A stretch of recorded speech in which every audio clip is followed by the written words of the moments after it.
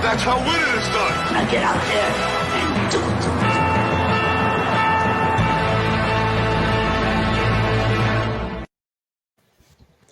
What's up, everybody? Welcome to another episode of All About the Birds.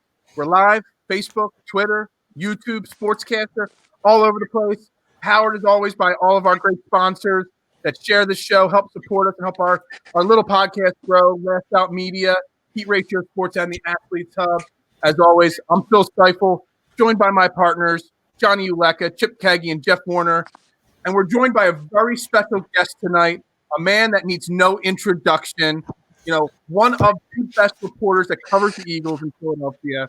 You hear his shows on 97.5 The Fanatic, Faith on the Field.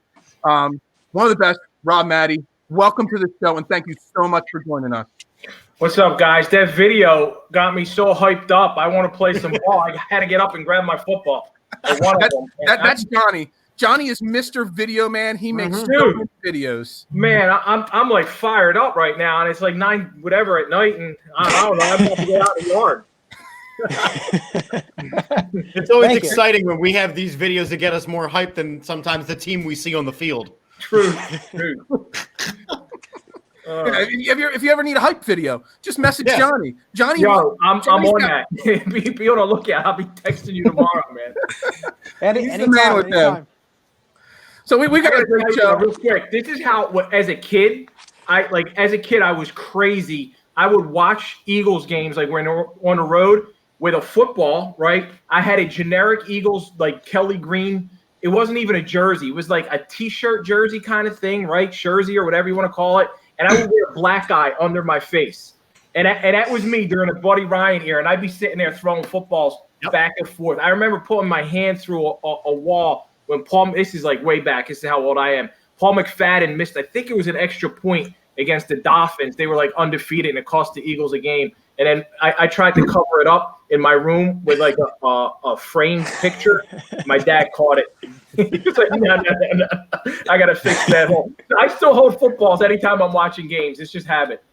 These guys that I do this show with, they don't know anything about the Buddy Ryan era other than what they read about it, because they weren't around like me and you for that era. Oh, it was the best. Buddy was the man. He didn't win a playoff game, but he was just so much fun. I fell in love with football because of Buddy Ryan. I fell in love with defensive football during that Buddy. You know, we've had talks on this show a million times about that great defense, and yeah, it definitely sets you up as a fan for life when you get to live through that kind of an era.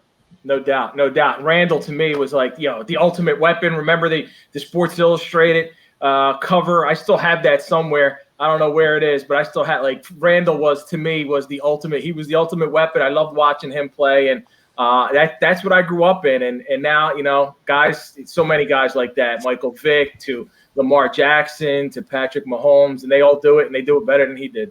Yeah, absolutely. Yeah. Well, again, thank you for coming on. We appreciate it and all. So we want to get started. I mean, there's a lot to talk about. We've only got a short bit of your time on this, historical day in our, country and our world and all. But we still got to talk Eagles. We still got to talk football. And obviously the coaching search for the Eagles is obviously the main topic that everyone's talking about. But real quick, we want to take a step back real quickly. And, I said it in the intro to you about how great you are with what you do covering the Eagles. And I'm not just saying that because you're a guest. You always ask the best questions.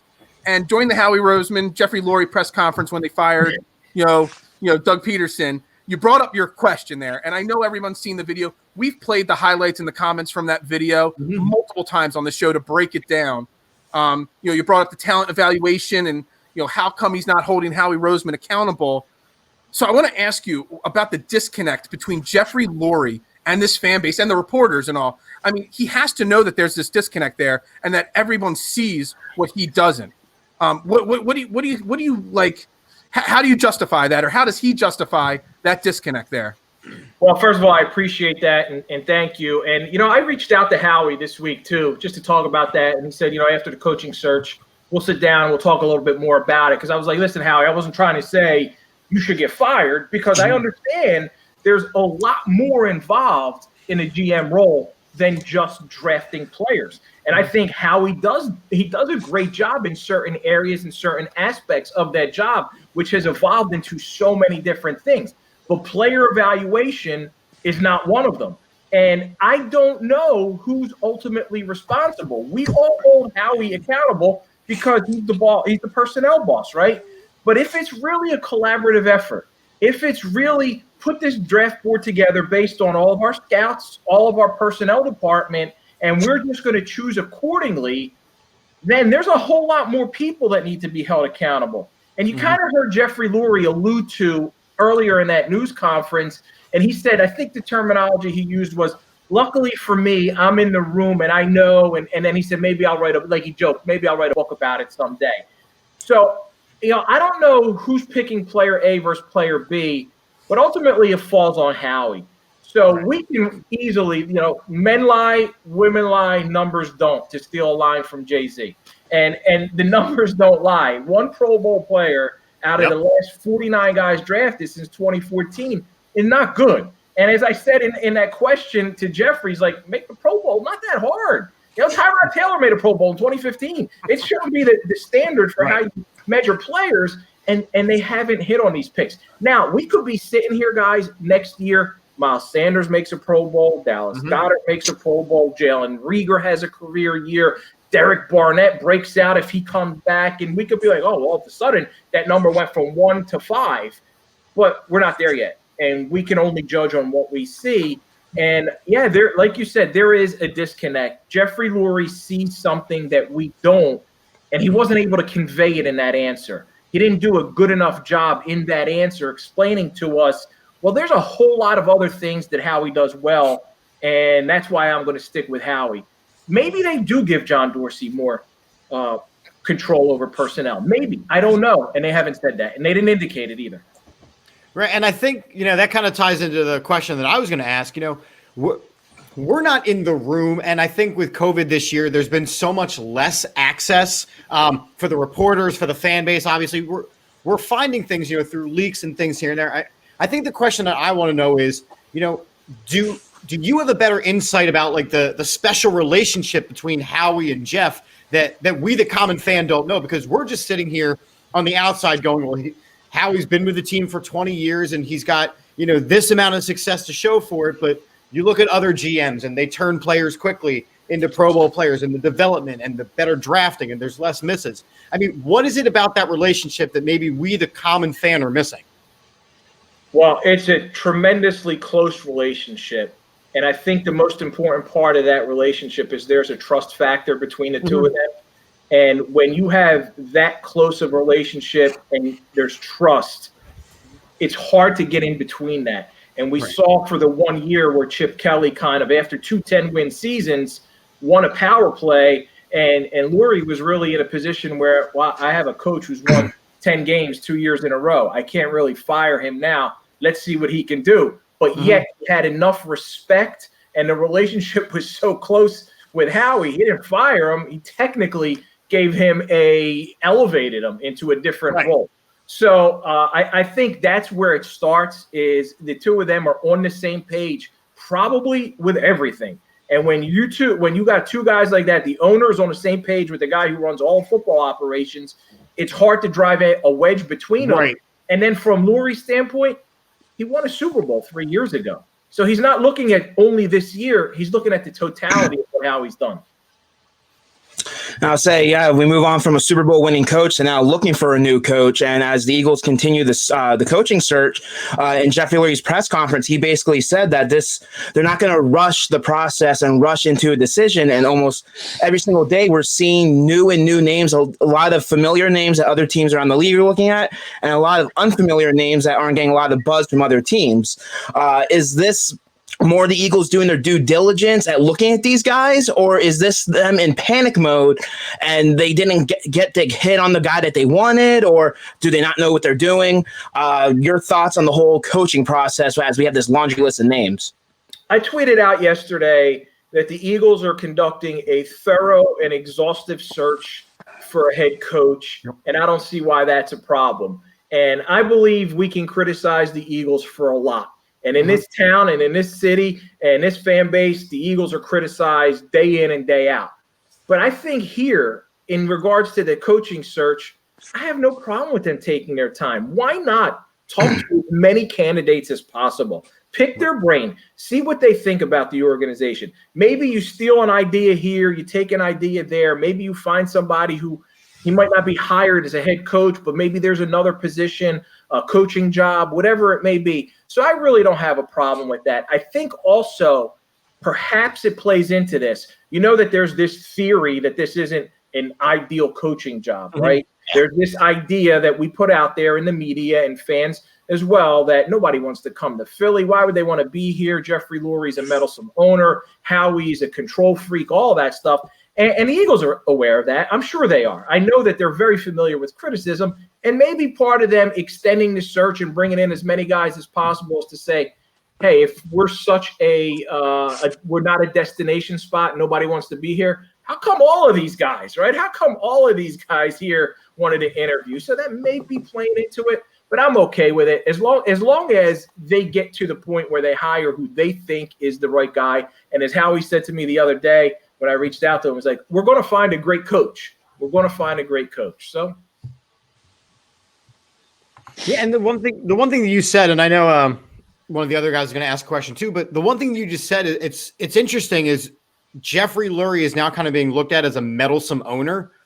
I feel like that's a new narrative that's coming out since Doug has been fired, because you look at every previous season and you don't hear a lot from Lurie until the end of the season. Then he gives the state of the Eagles, and then he kind of goes back into hibernation. I think this is the first year where we went, wait a second, maybe Lurie is kind of a meddlesome owner. Has the narrative changed on that? Yeah, I think it has, and I think more reports are starting to come out about it. And now he's being likened to Jerry Jones, but a quieter, different personality type than Jerry Jones. Now, I do believe, and this is different this year because we're still in the Zoom world, but at the NFL owners meetings in March, they'll probably do them via Zoom.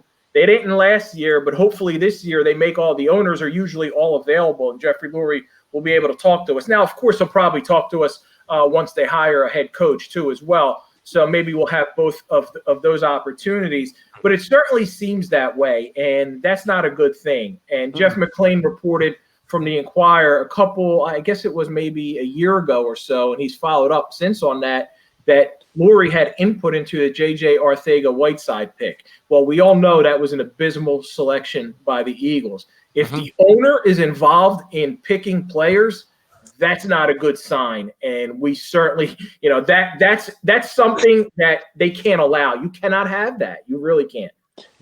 So, Rob, with talking about the owner getting with the players and talking about, certain players, like you said, J.J. Arcega-Whiteside, but talking about the coaching search and the whole picking of the Wentz-Hurts dilemma and this next coach, you think that's a major part of the interviews? Is it one or the other, or is it both of them? How do you think it's going on in terms of the coaching search with those guys, picking the brains of these candidates on, is Carson Wentz fixable?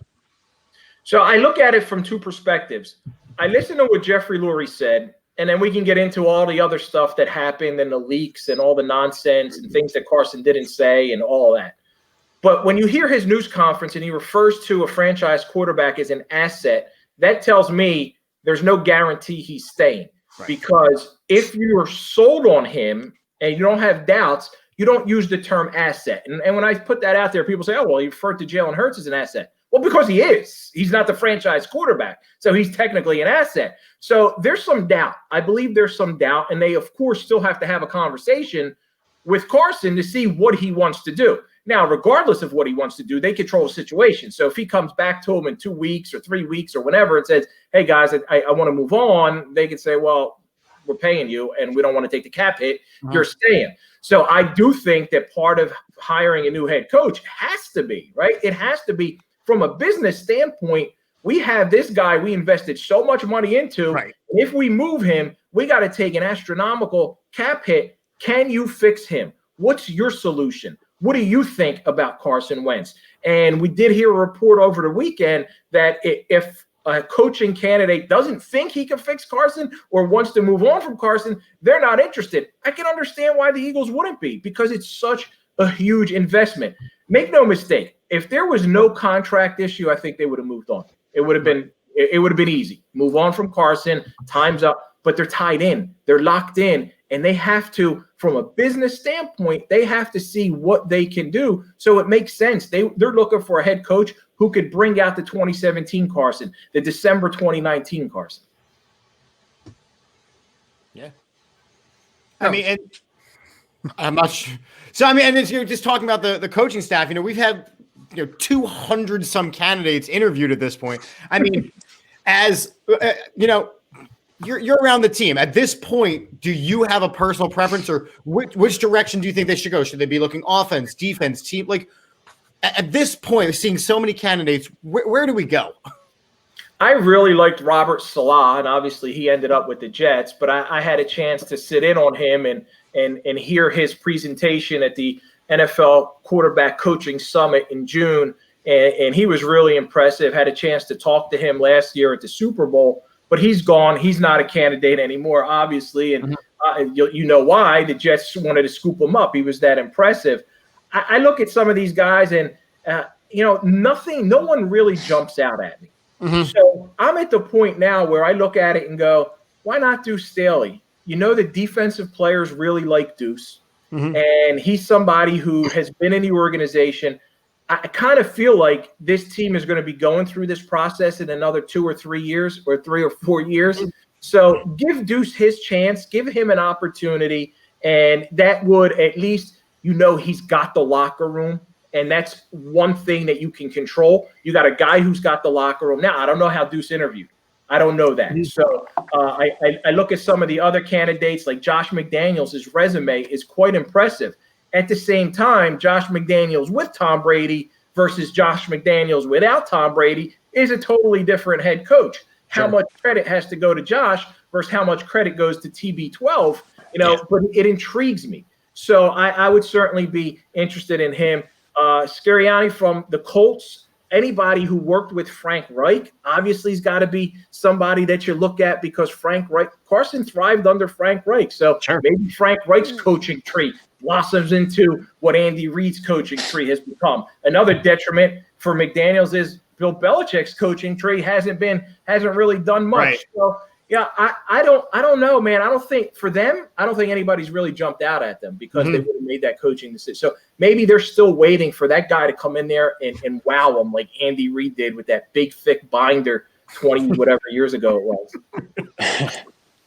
So, all right. So we got all these names. You're obviously pushing for Deuce as your candidate, at this moment and all. Whether it's Deuce, whether it's Josh McDaniels, whether it's whoever they decide, if they pick the right coach, are they as far away from getting, at least turning this around and being, I don't want to say a Super Bowl contender, but being a really good football team in a bad division? Are they as far away as some fans think they are from turning it around if they get the right guy that's not a total, Adam Gase type blow up situation? I think they're a bad football team for a reason, guys. This was a 4-11-1 team, not because of Doug Peterson, not because of Carson Wentz, mainly because they lack talent top to bottom. When you look at those drafts and you look at the young guys that they have, unless guys give you career years that we don't anticipate next year, I don't know how they go from a 4-win team to a 10-win team. To me, the greatest hope would be 6 or 7. And I don't care who the head coach is next year. It does, like Bill Belichick could come in, Vince Lombardi. It don't matter. If you don't have players, you're not going to win in the NFL. You can get Carson and go back to 2017 for him and have nothing around him. And we saw that they had nothing around him. So, yes, certainly Doug played into it. Certainly Carson had a terrible season. I'm not absolving either guy. But the talent on this roster is so bad. I don't know what coach can fix it quickly. Can they turn it around in 2 or 3 years? Possibly. But you better hit on your draft picks, and you better start this year. Yeah, and it's so interesting that you say stuff like that because, there is such this pressure to – especially with this fan base to, hit on the draft picks and get these wins and make the playoffs. And we play in the NFC East. And I'm just curious because you have a unique perspective with the whole journalism piece. And so I'm a middle school teacher. So I'm always talking about the power of words and, the power of writing and doing all those things. Is there and it could be for you specifically, it could be for writers that you work with. Is there a level of, have to have the story before you just release it? Because there's been so many leak stories that it's like, well, maybe that's not true. Maybe that's not true. Maybe that's not true. What is your personal level of, I have this story, I can write this story now? Well, you're looking at it right there behind me. I work for the AP, and they hold us to the highest standards. So I'll tell you, when I write a story or when I report something on sources, I have to clear who they are with my boss. I can't just say someone told me. I got to tell them who told me, how they know it, why they know it, why they can't go on the record saying it. And there have been so many times where I've had information I couldn't use because it didn't pass that test. They have to have direct firsthand knowledge. So I've given this example over the past couple of weeks. I knew Chip Kelly, or someone told me Chip Kelly was going to get fired the day he got fired in 2015. Well, it didn't pass the test when I ran it by my boss because it wasn't firsthand knowledge. It was someone who told someone and who told me. I couldn't report it. So I had to eat it on that one. I could, and it turned out to be true. I don't know every other organization, how they put out, but I could tell you it certainly doesn't pass that level of testing. So it's journalism has changed, and it's very discouraging. It's very disheartening. And there is a lot of agenda-driven stories out there, and you can pick a side, and then you can go find someone to support that. Yes. And you can pick another side and go find people to speak about it on the record to support that. So what are you going to choose? So, for example, Jeff's story this past weekend about Carson Wentz. I'll say this about Jeff. We talk often. I have tremendous respect for him. He's an excellent reporter. And I have no doubt that someone told him these things. It's not Jeff fabricating anything, right?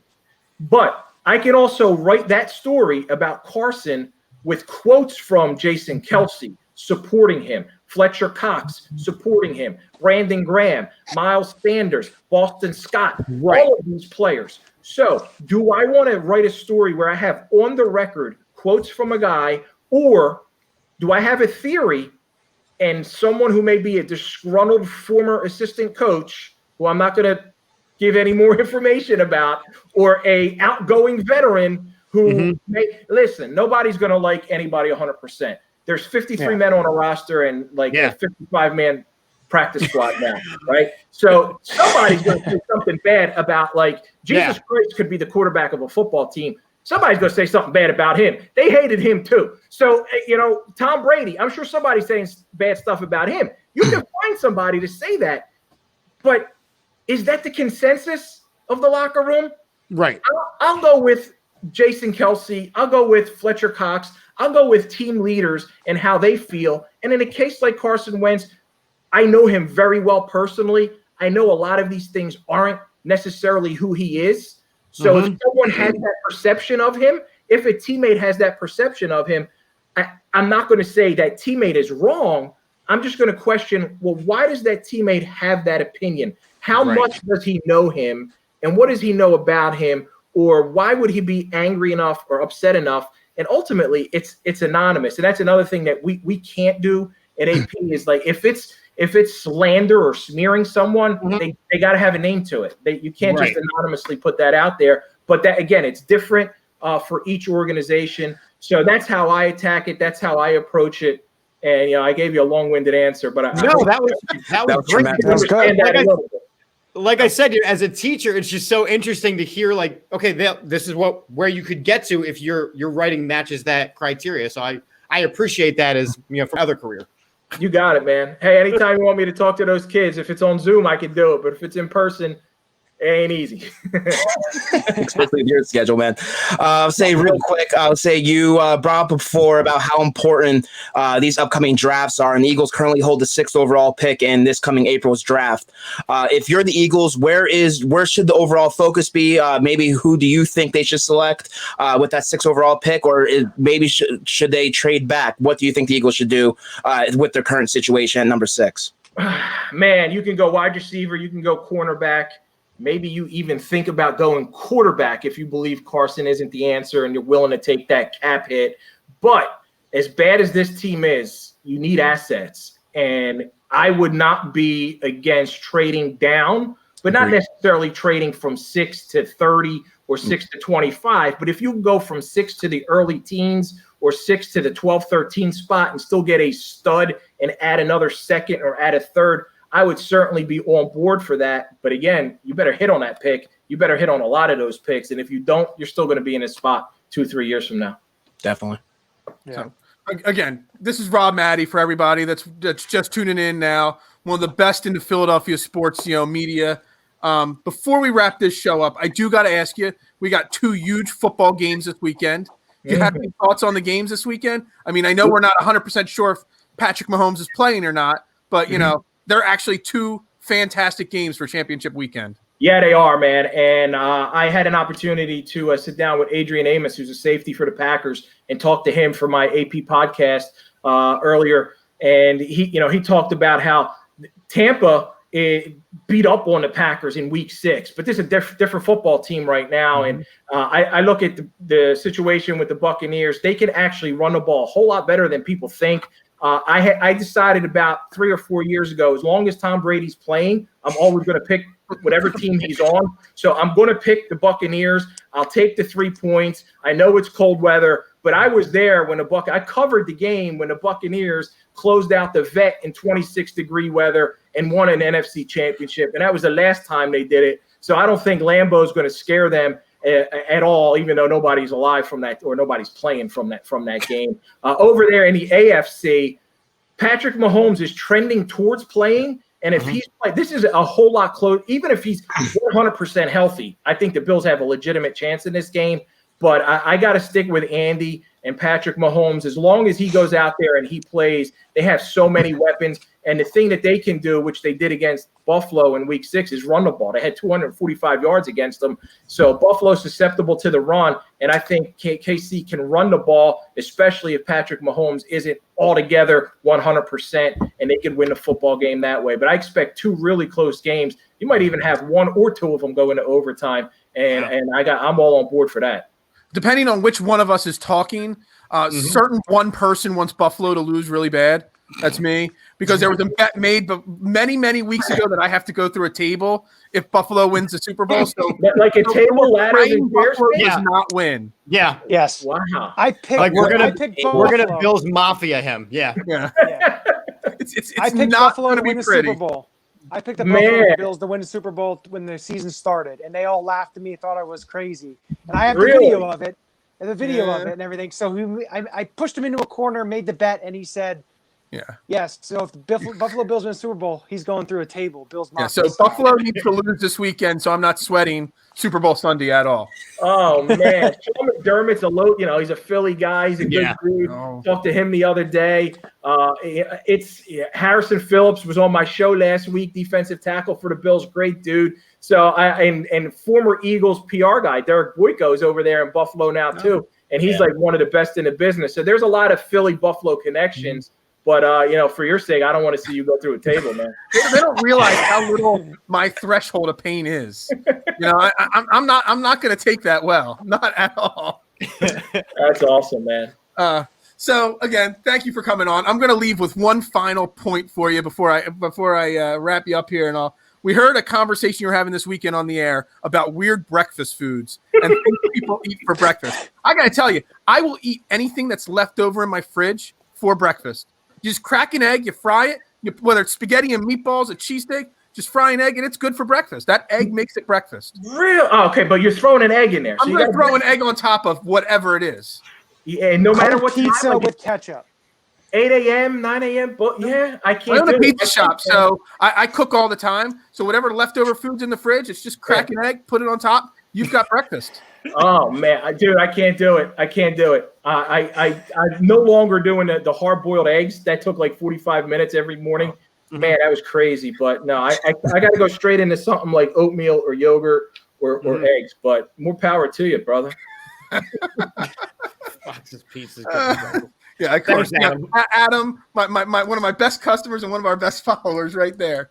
So Where's again, wait, you said you have a butcher shop? a pizza shop. Oh, a pizza I got a shop. restaurant, so I'm out in Kennett Square. So Okay, cool. Southern Chester County there. So I'm cooking all the time. So it's always just Nice, fry an nice. egg. You got breakfast. All right, I like it.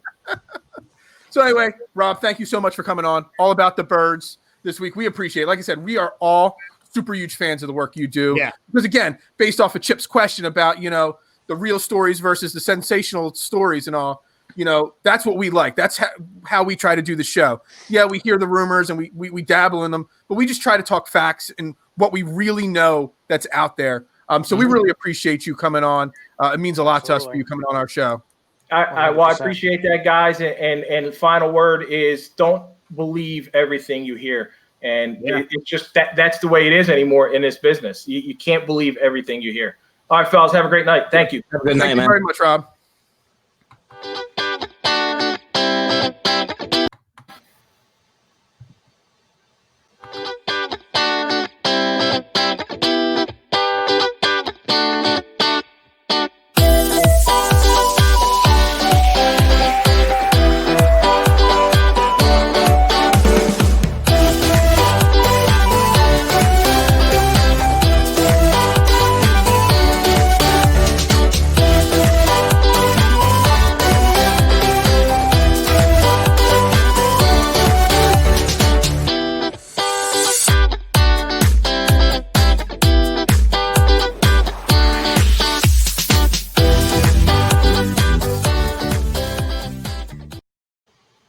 All right, we're back here on All About the Birds. Again, he said it out there real quick, so I want to just shout out Rob Maddie again for coming on the show.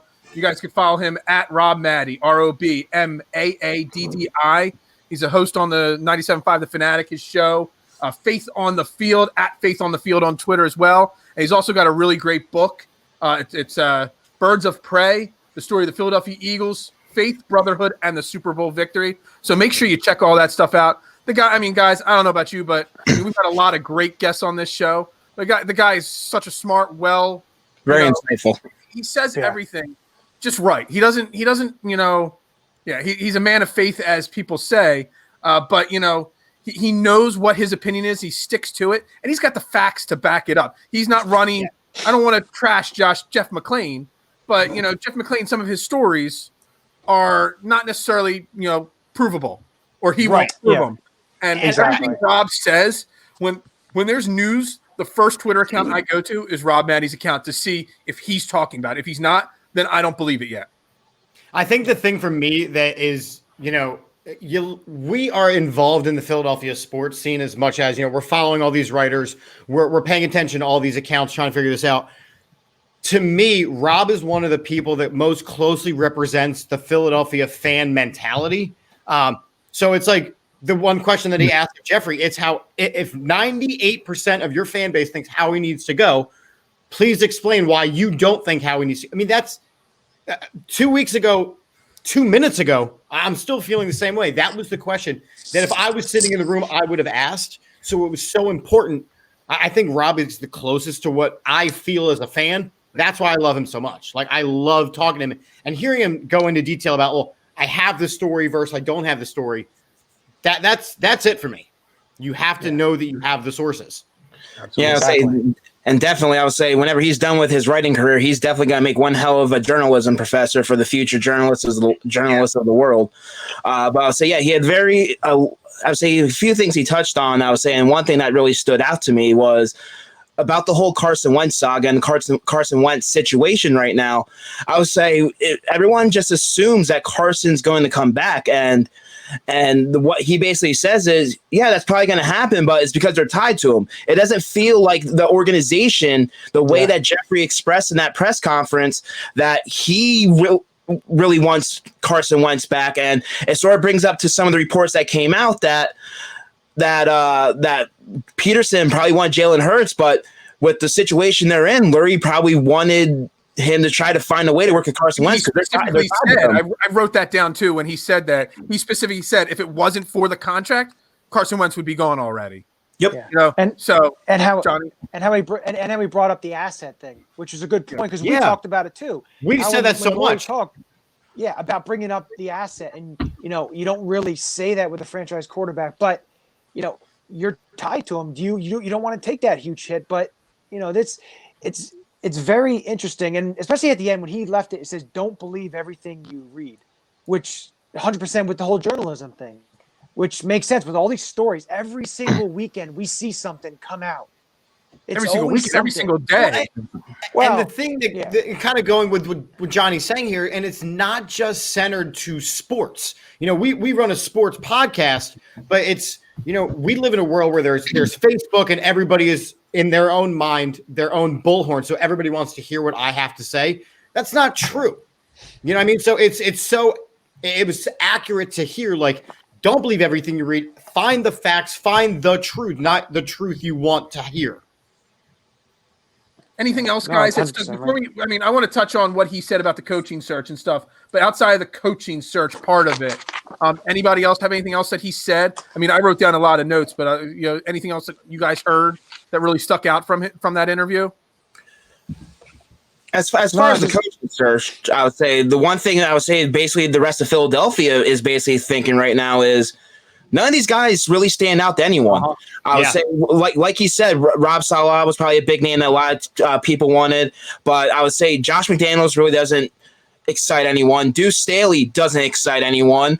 These coach retreads and random names, Kellen Moore, they're not exciting everyone. I understand they have their opportunity, and some of them have done really well as coordinators or position coaches in this league, but in the city of Philadelphia, we're not about rebuild as much as Jeffrey Lurie and Howie Roseman thinks this is a rebuild. We want winning football right now, and we want the best leader possible, a name that we know, a man and a coach that we know that can lead this football team from a 4-win season back into playoff contention and another championship contention team. Well, that's what he did say, because I asked that question, how quickly can it be turned around? Yeah. And he flat out said, I mean, we've said it on how many post-game shows this year. So many. You are what your record says you are. Okay. Yep. We're a 4-win team. It doesn't matter if they bring in Bill Belichick himself. We're not winning 12 games next year. No. It's not possible. So and I think everybody has to have expectations leading into next year, no matter who the guy is. And talking about the head coaching, he's a big proponent of Deuce Staley, he said. I'm not as high on him, but Deuce Staley, if you bring someone like him in here, the odds are we're winning 5 or 6 games only next year, unless something magical happens, some magical run. But even a magical run next year probably only gets us to 8 wins because you are what your record says you are.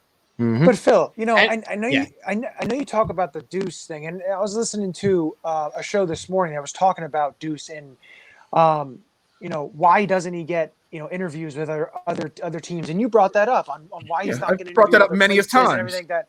And my question is, I understand his resume, but if you look at all the coaches on the staff, you can bring up Stoutland as kind of someone that can mold a player and develop a player. But Deuce has been able to develop, running backs in his time. Who? Corey Clement had a pretty good year before he got hurt. Corey Clement had like 2 good games in his whole entire career with the Eagles. A Super Bowl touchdown. That's He it. had 1 Super Bowl touchdown catch, and he's been injured the rest of his career. Name the next guy you think, because I'll have an answer for every single one of them. But why is Deuce Staley not getting interviews all over? And same thing with Because he Eric hasn't Bledsoe. developed anybody. And he's been city of Philadelphia for 10 plus years and hasn't really been given the opportunity. No one knows besides Jeffrey Lurie and Howie Roseman, this coaching staff, what Deuce Staley can do. So I would say, and if I'm Deuce, if I don't get this coaching job, I'm going somewhere else after this season. I'm going to try to put my name in the hat for an offensive coordinator position or something, because he's not getting any younger, and he's been in this league as a coach in some type of capacity for 10 seasons. And that's another coach that you're going to piss off on his way out of here. Chip, And at what that do point, say? you almost have to move on. If Deuce doesn't get this job, for a couple reasons, you almost have to move on. Number one, you can't continue.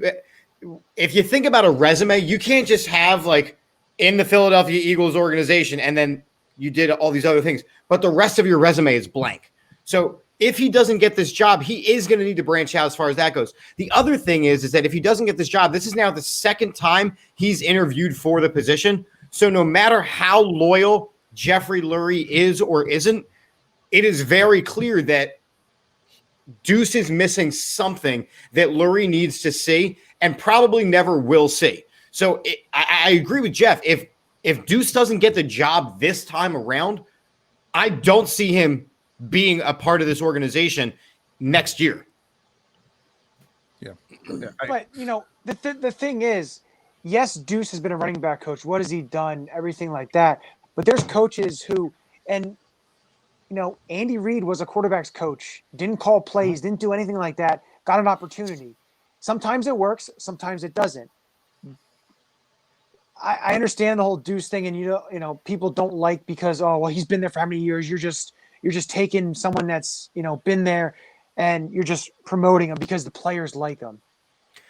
But you're That's an also awful reason to promote somebody because the players like him. I don't want my head football coach to be liked by my players. I want them to be respected. I want them to respect him.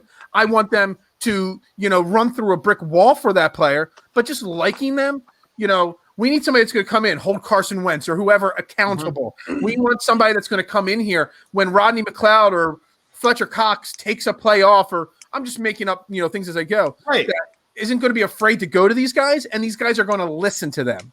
That has a track record of some form of success as a coordinator, at least. And Deuce Staley just doesn't have it. And as we've said, he's been passed over.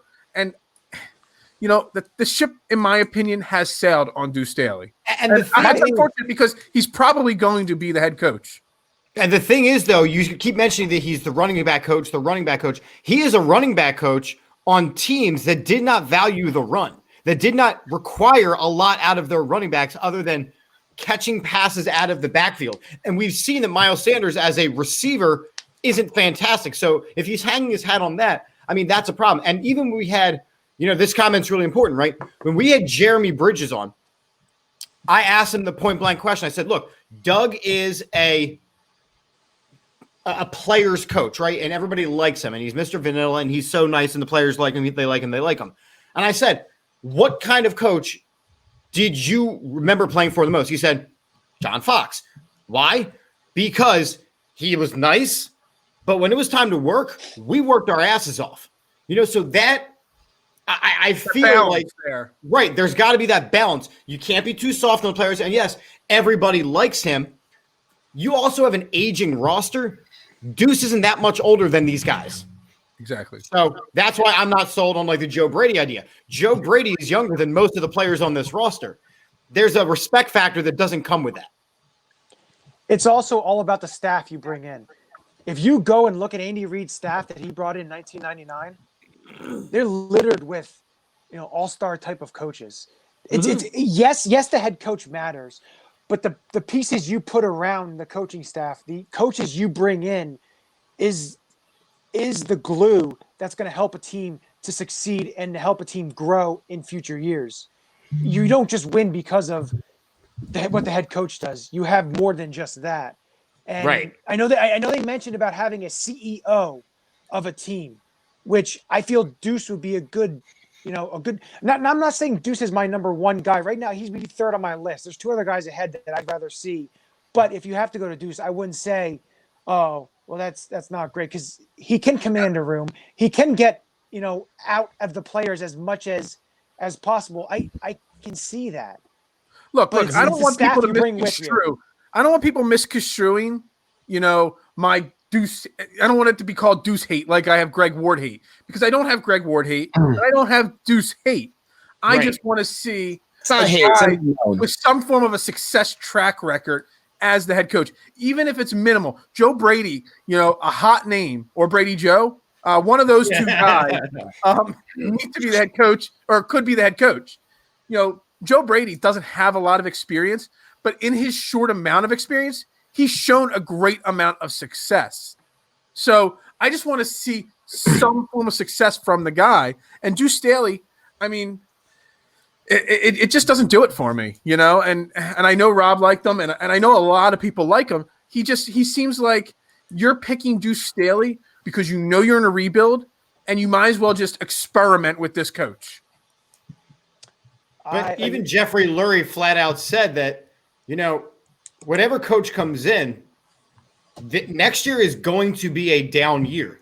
So we're all going to sit here over the course of the next year, and we're going to sit here with our, 4 and whatever record, or our 3 wins, or whatever it is, and we're going to be going, well, these players need to do this, and these players need to do this.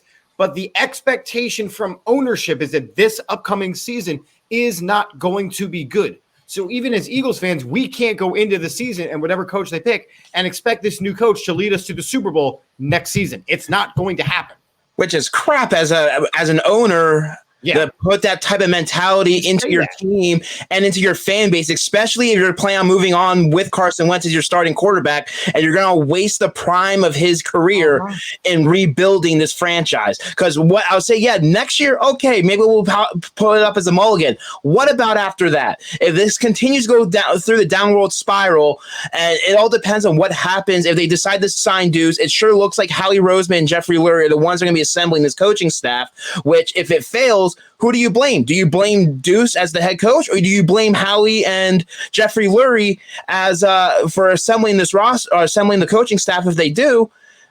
And you're just going to be going through a continuous cycle year after year until Jeffrey Lurie realizes that Howie Roseman's the problem. Right. So building off of that, though, looking forward and being bad and whatnot, we did ask him about the number 6 pick in the draft. He's a big proponent of possibly trading back a little bit, whether he first said, trading back a few spots, maybe to 12, 13. He said, maybe not as far back as other would say, to 20 or 25 or 30. So what are your guys' thoughts on that? I'll start with Johnny because he runs the draft show. Johnny put out a total insano draft, mock draft. And I hate mock drafts. I missed that. Anybody that follows me knows I hate mock drafts and trade machines. I hate them. I hate them. I hate them. Okay, but and 53-man roster predictions. You hate those too. That's third on the list of hate. I hate trade machines 1, mock drafts 2, and what was it again? I forget already. The third one. Roster predictions. Roster predictions. Man, roster prediction 19.04. Okay, so I think we can all agree we need an impact player. But if we're trying to build and we're going to assume and accept next year is going to be not a winning season, trading back is the best option. So, Johnny, I'll start with you. How far can they trade back and get great value? Like trading back to the 10th spot, how much value are we going to get there? or if we trade back to 12, is it that much of a difference in the value we're going to get? Because once you get past 10, you're not guaranteed an impact player. Actually, I think outside of top 6, you're not guaranteed an impact player. But how far back does the value start to drop in the player compared to the draft picks you're getting? So if you think about it this way, look at all of the quarterbacks. So you have Trevor Lawrence, you have Justin Fields, Zach Wilson, Trey Lance. You have all these quarterbacks.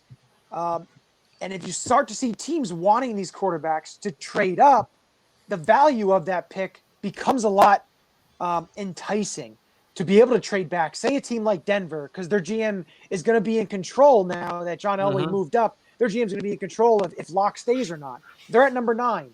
A team like San Fran, there's going to be options the Eagles have. So if all 4 of those quarterbacks go before number 6, or if at number 6 there's still 2 quarterbacks on the board and there's still Devontae Smith or Jamar Chase or Micah Parsons, Patrick Surtain II, J.C. Horn, all these players that would be beneficial for the Eagles to draft because it fits a need. They need to be able to stack the roster with youth and talent. And the way you could do that, and Jeffrey Lurie talked about it. He talked about getting more picks. The draft's important, assets. He mentioned all this stuff. So what I would say is trading back 3, 4, 5 spots, you could pick up an extra 1 or 2 picks, whether it's a 3rd round and a 4th round, or a 2 next year, a 3rd next year, whatever way you do it, whatever way they do, whatever team needs. I would think it's a good idea because there's still a lot of value at the positions of need the Eagles have to be able to trade back 3, 4, 5 spots and still get an impact player. Chip, what do you think? I hope they keep the 6th pick and just pick the best available player. I do. I've been saying ever since Jeffrey Lurie's press conference that I think that they are going to trade the pick. He made it very clear that, number 1, next season is not a season where he expects to win. So that, to me, right away pushes you back. Number 2, we know we're in cap hell. Number 3, we know that we have an aging roster and players that I guess can fill the holes, but we don't know. I would not be surprised. So I do believe they're going to trade back. I would not be surprised if they entirely trade out of the 1st round for 1 or 2 future 1st round draft picks because they're going to build for the future. I would not be surprised by that at all. I mean, I wouldn't be surprised. I'd be furious, but I wouldn't be surprised. That would make the next show we do, the draft recap show, really, really short. Yeah, frustrating. Yeah. Yeah, Johnny, you just did 8 months of draft preview shows, and the Eagles got nobody. Thoughts? Yeah. So, Jeff, thoughts on that? What do you think, but what do you see them doing also? I agree with Chip. I would say, like we keep on bringing up, this is an aging roster. They are in cap hell. They're going to be moving a lot of dead weight this offseason, and they're going to have to find some young talent to build this roster upon. And I was like we brought up before, they need to fill some holes, and I would say I see them trying to get as much compensation as possible, and it just all depends on who falls.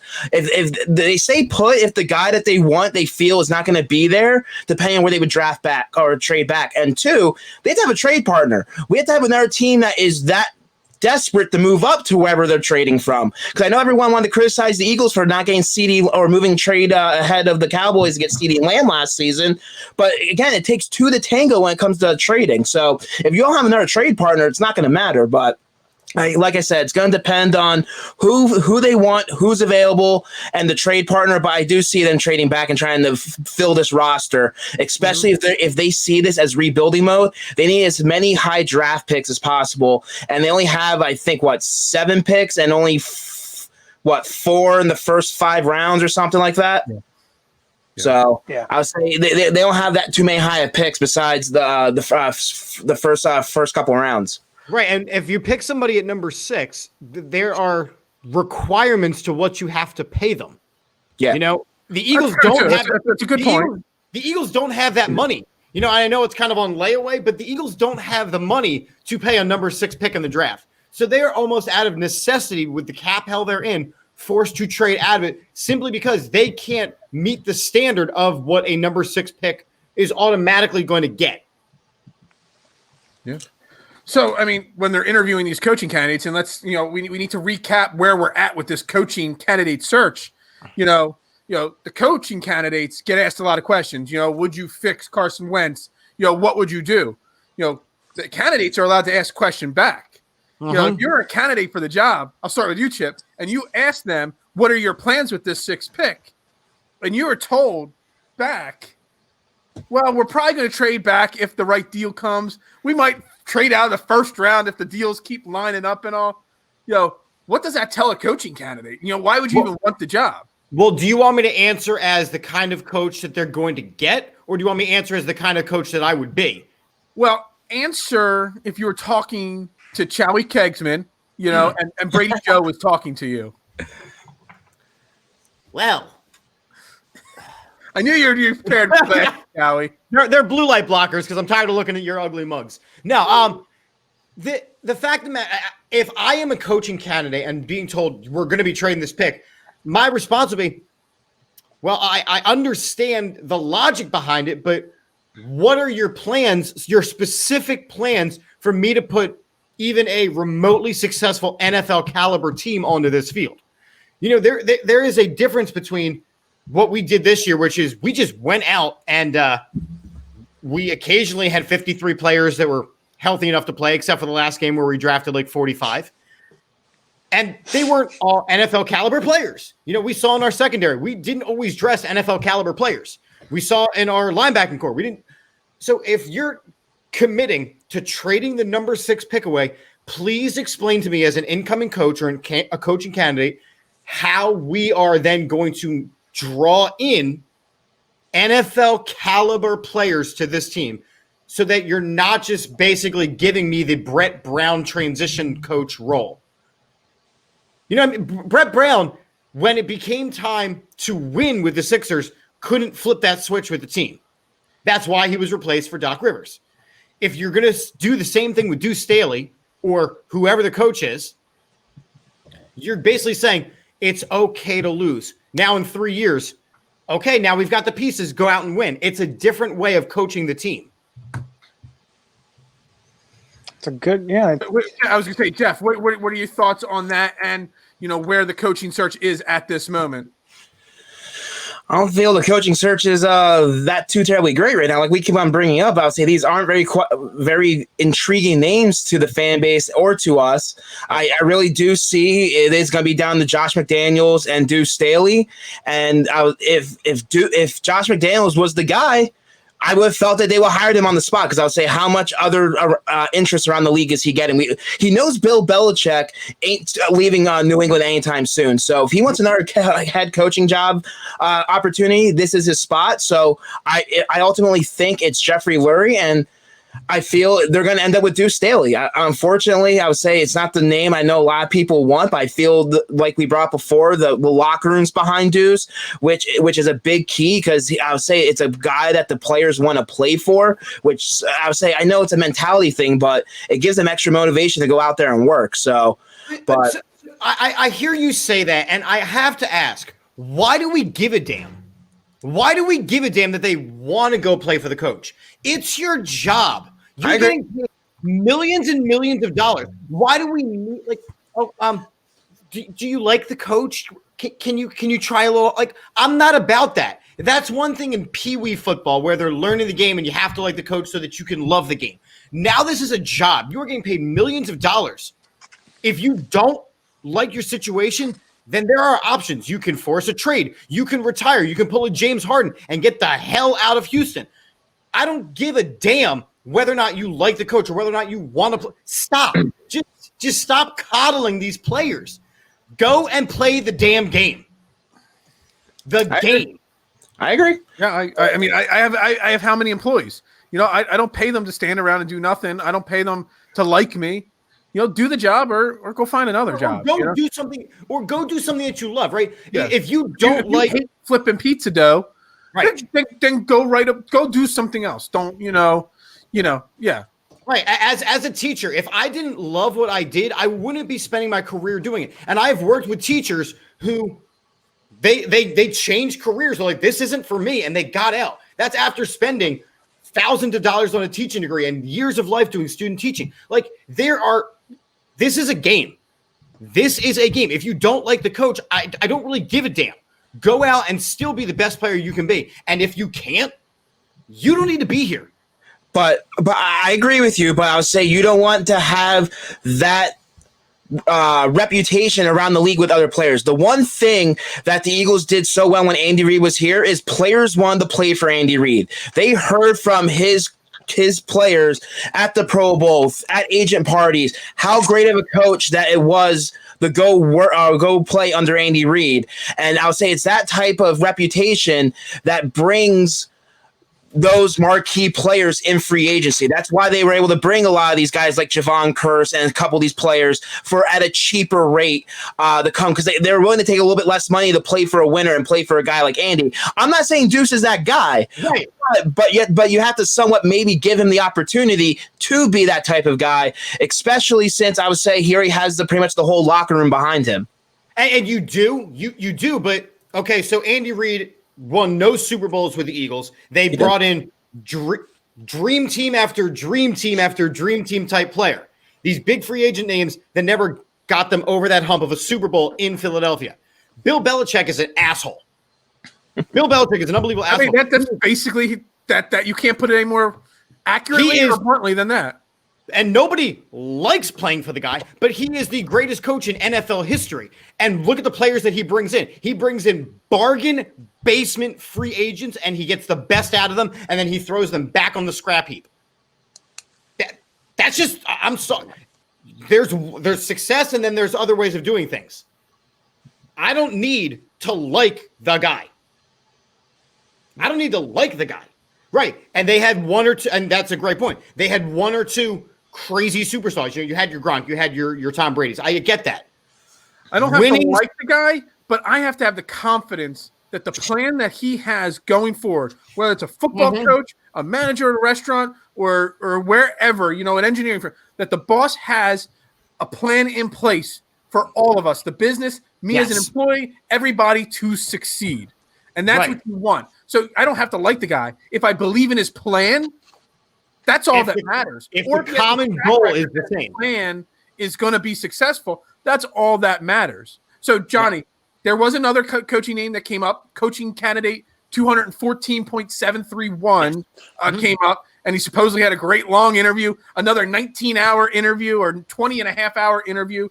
Colts offensive coordinator. I'm not going to say his name. I haven't practiced enough, so I'll let you say his name. And Rob brought his name up in the interview as well, Rob Maddie. So, what are your thoughts on him? Being Frank Reich's got a tree already.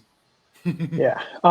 Nick Sirianni. So, people hear that name. You don't really, who's that? What? Like Frank Reich calls the plays. But Sirianni is involved in the game planning, and, quarterbacks coach, wide receivers coach. He coached receivers with Todd Haley when he was the OC at Kansas City, with the Chargers, with Frank Reich with the Chargers, with Mike McCoy as well for the Chargers. And then he went back after Frank Reich got hired. He went to Indianapolis in 2018. And, he's a young mind, but also remember, Frank Reich didn't call plays when he was the offensive coordinator with the Eagles. So he doesn't call plays when he's offensive coordinator with the Eagles. Sirianni doesn't call plays, but he's involved in the game planning, which Frank Reich was too. So, a lot of people say, well, he didn't call plays, so how is he a good head coach? What can he do? To me, he's my pick. He's the guy I think they're going to pick. That's my prediction for it. But so out of nowhere, Wright's a head coach of the Eagles. Yeah, I mean, but there's been other coaches in the NFL, some of the success that have come from special teams, quarterback coaches, stuff like that. It's not often or frequently, but there is some form of a track record of success there. And the thing is, there's also talk that he is assembling a staff. And it's you guys say that you guys think that Laurie and Rosen are picking the whole staff, but these guys are assembling a staff and giving an idea of a staff to be able to put together. I know like a Stoutland, a Phipp. I know there's certain people, guys who may stick around if this new coach wants them to stick around. So it isn't them picking the whole entire staff.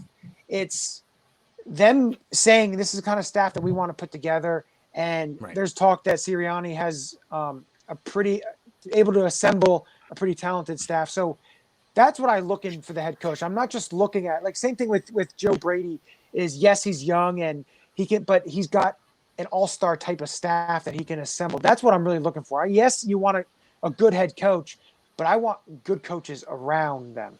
I don't want, a bunch of Jim Schwartzes around a head coach. So we don't need like a long drawn out answer from everybody. We're well past an hour now, so we might as well go quicker on this next question and all. When do we expect that decision and who's it going to be? I mean, we had our answers last week, but so much has happened since last week. Chip, we'll go Chip, Jeff, Johnny, right around in a circle. When are we going to find out and who's it going to be? Well, according to John Clark, we might hear by the weekend, which leads to that counters Rob Maddie's comment of does he have a source on it? And if he does, why isn't he saying where he heard that from? Right. So if that's true, it would lead to be McDaniels or Deuce because they had the most thorough interviews. I'm still personally, I'm still sad that Dable is not available.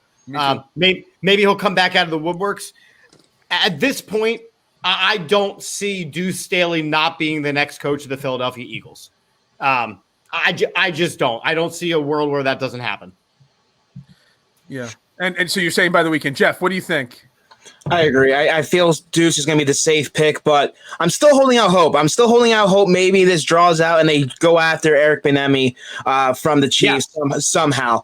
But I'll say because if they lose this weekend, they can officially interview him in person and announce it hopefully next week. But I feel this is going to be drawn out to at least probably early next week, regardless if it's Deuce or someone else.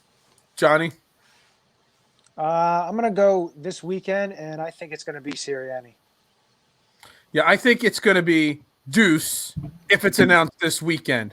If it's not announced this weekend, it's because they are waiting for Bieniemy in Kansas City. No matter what. Again, just like you said, I was a Brian Daboll guy. That was my number one choice right there with Robert Sale. You know what I mean? But if they're going to go Bieniemy, they obviously have to wait. So if this is dragging on into next week and we keep hearing more and more candidates, it's just because they're trying to get information. They're interviewing these guys for information on Carson Wentz, on coaches in the league, vetting out other things, and it's going to be Bieniemy at the end of the Super Bowl and everything. So we don't think that Dennis Allen's interview is going to go well tomorrow? No. I think it's just another due diligence. And as Rob said, I'm okay with the due diligence process of this. I am too. They're gathering information. They're getting all these different opinions on Carson Wentz, Jalen Hurts, the 6th overall pick. They're accumulating information, and that's okay to accumulate information. Problem is, it would be okay if you kind of told us some of that too. You'd be a little bit more transparent with it and all. That's what Al Davis used to do. He used to get people, even though he really liked the guy, knew he wasn't going to hire him, but he got as much, information, as possible with him. Right. Yeah. All right. So before we wrap this show up, we do, like I said with Rob, we do have, 2 outstanding matchups this weekend. We got the Bucs on the road going up against the Packers. Packers at the moment are a 3-point favorites, a 3:00 game. And we got the Bills Chiefs at home, 3-point favorite. We still don't have 110% confirmation on Mahomes. Seems he's trending in the right direction to play. If you're a betting guy, go jump on that Kansas City line now while it's -3, because once they announce Mahomes playing, that line's going to shoot up. It's going to go up to 6-7 points, in my opinion. So we'll start with Jeff. Your picks for the game and what you're looking for, either game, what you're looking forward to the most this weekend to watch. In the first game, what was the first game? The Chiefs game, you said? The Packers, Bucs game. First game. Oh, yeah, NFC's first. I would say, of course, you have Tom Brady versus Aaron Rodgers. I would say I'm a huge A-Rod fan. I would say Saints were my pick before this matchup officially happened, but I don't know. You like Rob said, you can't bet against Tom Brady. When you just think he's out, you just can't bet against him. And like that little stat I threw at you before in the Athletes Hub show, Phil, I'll say the last MVP to make the Super Bowl was Matt Ryan. The last MVP to win the Super Bowl was Kurt Warner. So Aaron Rodgers, I know it hasn't been officially announced yet. He's most likely trending to be this year's NFL MVP. But Tom Brady, I feel, is going to have the last laugh. As much as I want Aaron Rodgers to get that second Super Bowl and stop the haters of saying that he's not one of the greatest of all time, I feel Brady in that offense is going to be too much. And that's what I'm going to be looking at. I would say the two quarterbacks battling back and forth. I expect a high-scoring affair in the NFC or AFC. I'm sorry. I as much as I want you to go through a table, I cannot. By the way, Matt, I was looking. I had a lighter somewhere on my office desk. I couldn't find it. I was going to light the lighter for you right here, but I can't find my lighter anywhere. As much as that entices me to see you go through a table and 3D you through that, I can't go against my boy Mahomes and Andy Reid. I would say as even though Andy Reid didn't win us a Super Bowl and he won one last year, I'm still pulling for him and Patrick Mahomes. Yeah. Johnny, what are your thoughts on the weekend games?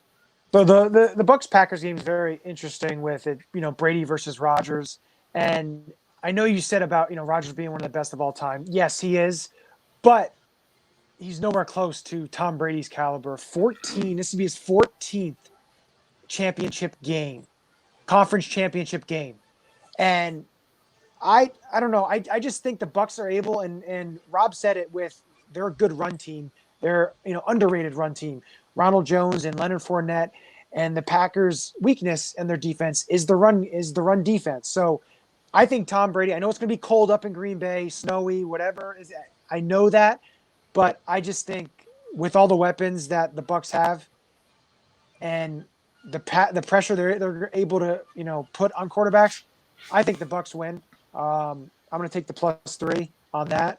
And then with the Bills, I don't really have to say anything. We already know where I stand. Get the tables! And the funny thing was, I have the clip all ready to go. I decided to get it and make sure it was nice and prepped. But I think Kansas City's defense is gonna. I think it's gonna be if Mahomes plays, it's gonna be a high scoring game, in my opinion. Mm-hmm. Chip, where are you standing on these 3 games? Or 2 games, sorry. Starting in the NFC, I said on Monday night on my show, I don't see a way that the Packers lose. And it's real simple. If you look at the 2 games that the Bucks have already played in the playoffs, they beat a football team that was playing an 18th string quarterback. Football team? A football team from Washington with an 18th string quarterback, and they struggled. That wasn't a blowout win by any means. Mm-hmm. And that was a team coming out of the NFC East. So you worry there. Then they go the next week and they go to a Saints team that I'm going to call like it is. That game was pretty close until Breeze started throwing interceptions. So I think that Aaron Rodgers, where he's at versus where Breeze was, I think Aaron Rodgers is able to pick apart a Bucks team that is not going to do well in the cold. Tom Brady will do well. It will be a high-scoring game, but I think Aaron Rodgers and the Packers coast into the Super Bowl. On the other side, I think that is the game. I think that Bills-Chiefs game, regardless of whether or not, well, if Mahomes doesn't play, it's over. The Bills can go right to the Super Bowl. Yeah. Those are 2 offenses that are playing at absolute peak levels. I do feel that there's not a lot that can stop Mahomes except for getting injured again. So I think it's a rematch of Super Bowl 1. I think it's going to be the Chiefs and the Packers, or as Don said, the State Farm Super Bowl. All right, so the first game, on my opinion, again, I actually think the Bucks-Packers game is going to be the better game overall. Yeah. I think it's going to be neck and neck, down the wire. Betting-wise, I'm staying away from it. But Tom Brady, when he doesn't make AFC championship games, all he does is make NFC championship games. It's that simple. But still, I'm still taking the Packers to win the game. I still think Aaron Rodgers is playing way too high of a level. Yeah, you got to go. If a game is when you're looking at a game, you're trying to pick it, whether it's with the points or not. You look at if it's neck and neck, you go with the home team always. And I just think the Packers are the class of the NFC right now. In the AFC, like I said, I think we all agree Patrick Mahomes is playing, right? Yeah. Yes. It hasn't been announced. I already have placed a bet on the -3 for Kansas City because that line is going to jump up. And I think if Patrick Mahomes plays, I know you love Buffalo, Johnny, and this is not because of the table. And if I have to go through a table, I saw someone ask who's putting me through the table. I have ideas for it, but most likely, unless these guys open up their wallets, we're going to do some kind of charity thing, and whoever makes the biggest donation is putting me through that table. So a fan, a media member, any of these three guys, whoever wants to pay up, puts me through the table. It's one of the many ideas I have for a huge event if Buffalo wins. But Are you saying the Super Bowl? Are you saying we're going to host a table-thon? We're gonna have a table-thon. Yeah. That's a good name for it. I like it. But anyway, Kansas City. If Patrick Mahomes play, I think they win somewhere in the neighborhood of like 40-21. I think they run away with the game. But if he doesn't play, anything can happen. I've been waiting all day to say that. Anything can happen. Yeah, I didn't come up with that. Yeah, it's really bad. Anything can happen, which means me going through a table if Kansas City doesn't, if Patrick Mahomes doesn't play. So, yeah, I'm going Packers-Chiefs. I'm still rolling with that, though, guys. Yeah. Any parting thoughts, you guys, before we wrap this up? No, Well, I think we're good. Yeah, I think Hold it was on. a pretty excellent show, gentlemen. Thank you all for tuning in. All the great comments. We love to get to all your comments. Oh my God, this Adam, was as fun. always, with his predictions on the scores there. Yeah, I hope that Bills one's wrong, of course. He's only saying that because he wants to see me go through a table as well. As always, great comments. We try to get to them all, but with Rob on the show, we really wanted to focus on our guests and getting as much information as we could. Again, Rob Maddie, host on 97.5 The Fanatic, of Faith on the Field, author of Birds of the Prey, story of the Philadelphia Eagles, Faith Brotherhood, and the Super Bowl. You can follow him on Twitter at Rob Maddie, ROBMAADDI. You can follow all of our sponsors that promote us and push us and power us through growing this show. Last Out Media, Heat Ratio Sports, and the Athletes Hub. We thank all of them. Of course, you got Johnny Uleka, Johnny U9322, Jeff Warner at Jeff Warner NFL, Chip Keggy at Chips and Dish, or Chip for the Bird. Sorry, I messed it up there. I always want to say Chips and Dish. Programming note, I would say for our listeners, Phil and I will be doing a conference championship preview with Athletes Hub on Sunday. It's on my notes here. Okay, you made some. I've got a I'll make sure we give them a little to plug. wrap this show up. I Step don't it up. mess the closing anymore up other than Chips and Dish or Chips for the Birds.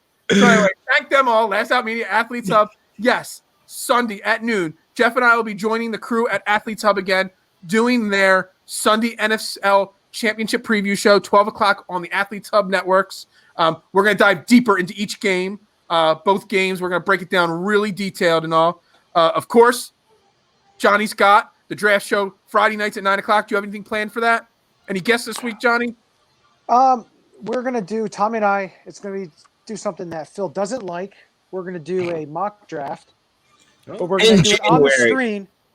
On the screen, pick by pick. Tommy and I are gonna go over that. So we may have a guest. We're not 100% sure yet, but Cool. come February, we're going to be moving to Saturday nights. So that's something to keep an eye on. But just some draft talk and talk about some of the All-Star games coming up. And then, of course, we got Chips and Dish Mondays at 8 o'clock. Next Monday, do you have any guests lined up, Chip? Yeah, I got the gentleman from Drunk on Broad coming. I did a guest spot on their show a couple weeks back, so they're going to come on. We're going to talk whatever the hell happens this weekend. And maybe Wednesday to Monday, a lot can happen in all four sports teams to figure that whatever out. happens. We don't focus on just the Eagles. So we'll talk about maybe JT Realmuto will sign his contract. Maybe the Sixers will, rest another 47 players. We're going to get into it all. Whether or not we talk hockey, since I tried that last week and they got blown out live on the air, we might not talk so much of the hockey because I'm a bad luck on them. But Monday night, 8 o'clock, Chips and Dish with the Drunk on Broad gentlemen. And, of course, my new show on Heat Ratio Sports, Mondays at 9 o'clock, an hour after Chip's show, Fairway to Heaven, with our fantasy writer for All About the Birds, Jason Sullivan, and I. We've got a lot of great fantasy golf talk, gambling golf, just golf in general for all the golfers out there. We had our debut show this past week. It was a lot of fun. We got guests lining up throughout the year, so make sure you check that out. And, of course, next Wednesday, we'll be right back here 9:15. As always, hopefully talking about a new coach, hopefully talking about his coaching staff and where this team going forward. Or we'll be talking more of the same of talking about who the potential candidate will be. But, of course, I'm Phil Stifel, Beard of Knowledge on Twitter. Everybody, thanks for tuning in. And as we end every show, go Birds. Go Birds. Birds.